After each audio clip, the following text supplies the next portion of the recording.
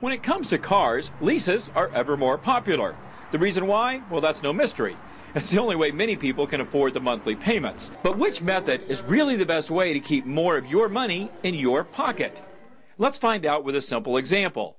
A new car with a sticker price of $27,000. First, we'll look at buying. Financing the entire $27,000 at 6.9%, and your payments will be $821 a month. Times 36 months, you'll pay a total of about $29,500. But after 3 years, you've still got a car worth $14,000, so your actual cost, $15,500. Now look at a typical lease.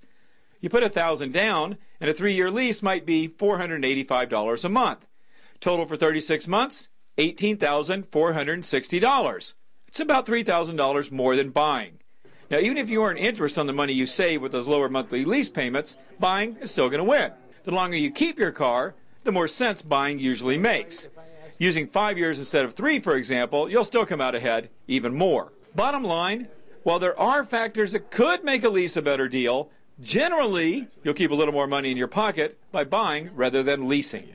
Now, since there are differences in both cars and deals, you really need to do this math yourself. But don't worry if numbers make your eyes glaze over. There are tons of free calculators online that'll help you decide.